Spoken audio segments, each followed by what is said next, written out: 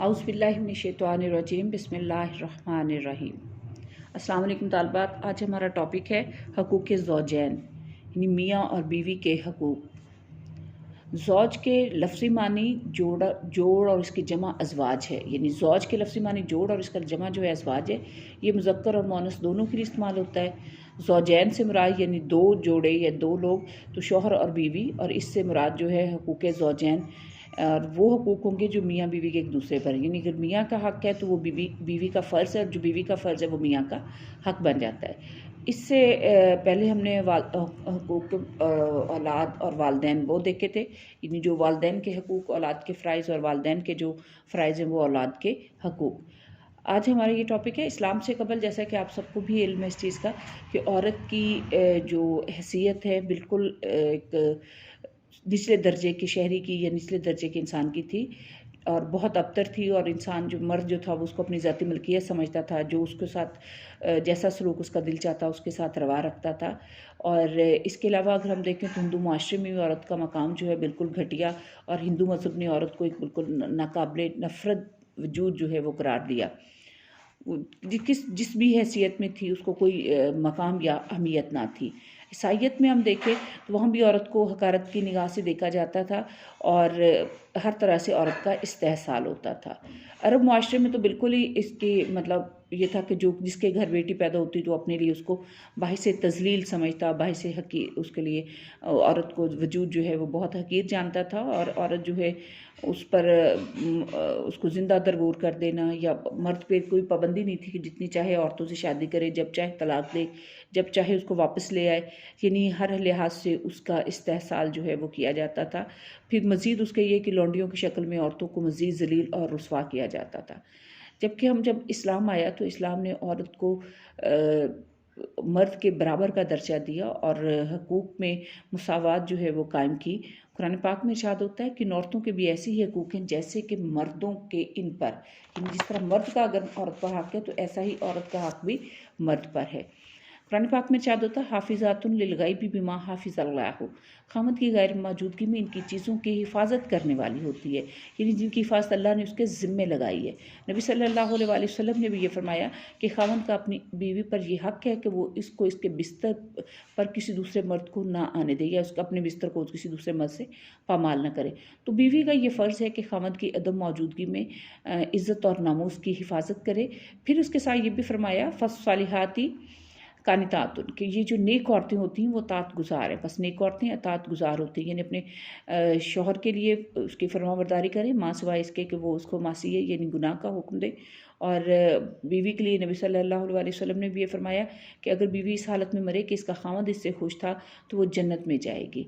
और अल्लाह ताला ने मर्द और औरत को एक दूसरे के लिए बाहिस तस्कीन करार दिया और फरमाया कि हमने तुम में से तुम्हारे लिए बीवियाँ पैदा की ताकि तुम इनसे सुकून पाओ।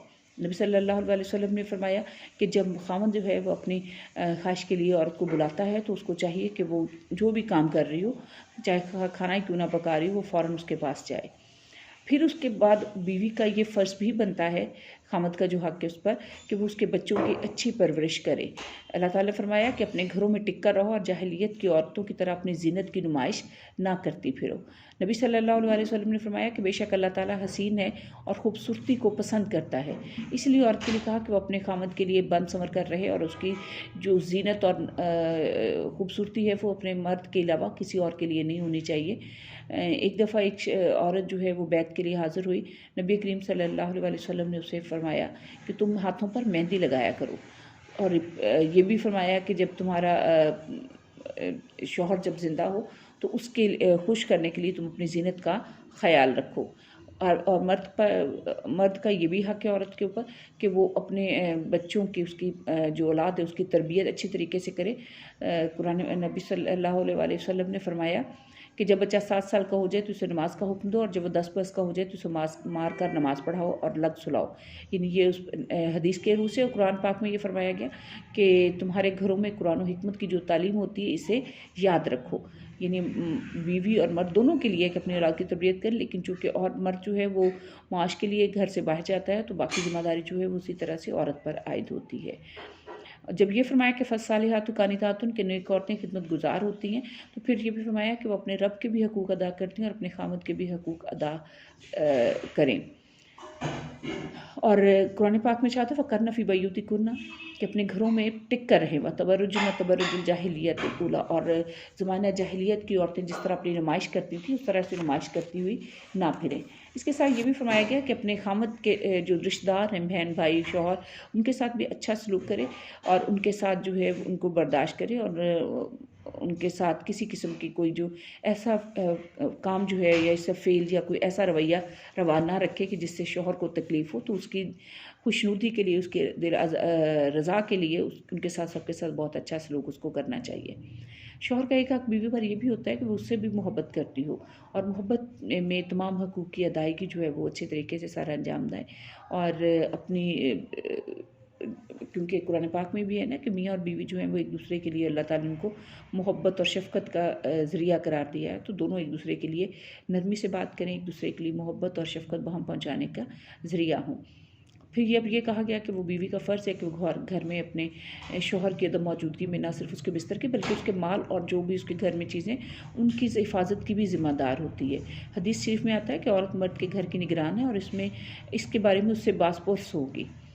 और इसके अलावा ये भी है कि औरत जो है वो अपने शौहर की इज़्ज़त व एहतराम में किसी किस्म की कोई कसर उठा ना रखे और जहाँ तक अगर शौहर जो है बदकलामी या बदमिज़ाजी उसके साथ करता है तो उसको भी इससे परहेज़ करना चाहिए और उनके दरमियान जो है प्यार और मोहब्बत और सलूक और शफ़क़त का रवैया अख्तियार करना चाहिए, क्योंकि अगर ऐसा नहीं होगा, मर्द जो है वो बदकलामी करता है या बदमिज़ाज रहता है, तो उससे क्या होगा, घर का सुकून जो है वो ख़त्म हो जाएगा और ये चीज़ जो है वो नफ़सियाती तौर पर उस पर असरअंदाज भी होती है।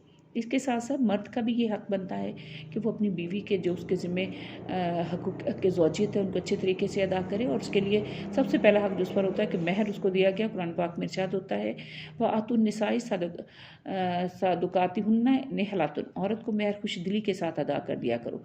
या एक और जगह फरमाया फ़आतुहुन्ना अजूरहुन्ना फ़रीज़तुन, कि इनके जो हक़ मुकर्रर है वो इन्हें दे दिया करो। मर्द पर यह है कि अपनी बीवी का नानो नफ़का, उसकी ज़रूरियात ज़िंदगी जो है उनको पूरा करे। कुरान पाक में इरशाद होता है कि मर्द औरत के निगहबान हैं, इसलिए कि अल्लाह ताला ने एक को दूसरे पर फजीलत दी है और इस वजह से कि उन्होंने मर्दों ने अपने माल खर्च किए हैं। यानी अगर मर्द को कवाम मुकर्रर किया गया, एक दर्जा उसको फजीलत देगी, तो किस सबब से है कि वो अपना माल उन पर खर्च करते हैं। अगर मर्द ये अपना फ़र्ज़ भूल जाता है और सिर्फ ये कहे कि मेरा तुम्हारे ऊपर एक दर्जा फजीलत है, तो ये उस सूरत में ही है जब वो अपना माल और दौलत उस पर खर्च करता है और अपने जो फ़राइज़ उनको उनसे बाखबर रहे। एक और हक़ जो औरत का है उस पर ये कि मर्द का जो फ़र्ज़ है और औरत का जो हक़ है कि वो अपने हकूक़ जो है मर्द अच्छे तरीके से सारा अंजाम दे और अदल से पेश है। यानी अगर उसकी एक से ज़्यादा बीवियाँ हों तो उनके साथ अदल व इंसाफ़ करे और कुरान पाक में है कि अगर तुम्हें खौफ हो कि इंसाफ़ ना कर सकोगे तो एक बीवी पर ही इक्तफ़ा करो। यानी अगर ज़्यादा बीवियाँ हों तो फिर उनके देखने में, उनके साथ रवैया इख्तियार करने में, उसने सलूक में, उनको जो भी उनको देना या उनके साथ जो तरीक़ाकार है आदात में, वो इक्वल होना चाहिए सबके साथ। और आप सल्लल्लाहु अलैहि वसल्लम ने फरमाया कि जो शख्स बीवियों में इम्तियाज़ रखेगा इसका निस्फ़ बदन जो है क़यामत के दिन टेढ़ा होगा।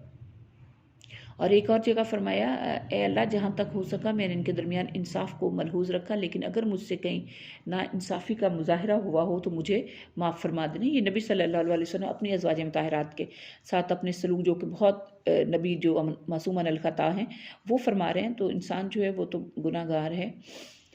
फिर फरमाया कि तुम बीवियों के साथ खुश सलूकी से गुज़र बसर किया करो, तुम्हें से बेहतर वो है जो अपनी बीवियों के साथ बेहतर है, नबी करीम सल्लल्लाहु अलैहि वसल्लम फरमाया।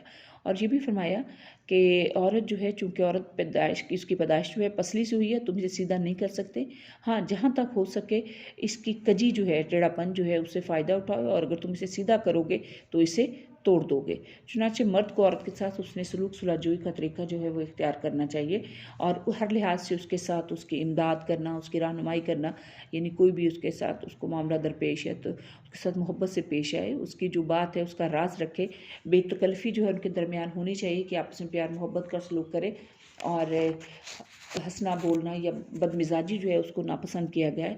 फिर तलाक़ के मुतालिक भी ये है कि कबल इस्लाम तो ऐसा था कि जब चाहता मर्द औरत को तलाक़ दे देता, लेकिन इस्लाम ने आकर उसकी एक हद मुकर्रर की कि तलाक़ जो है वो 2 है, 2 के बाद वो रुजू का फिर उसका हक़ तीसरी के बाद ख़त्म हो जाता है। फिर उस सूरत में है कि औरत किसी और मर्द से निकाह करे तो फिर उस अपने और उनके दरमियान जो है अलहदगी हो तो फिर अपने पहले शौहर के लिए वो हलाल हो सकती है।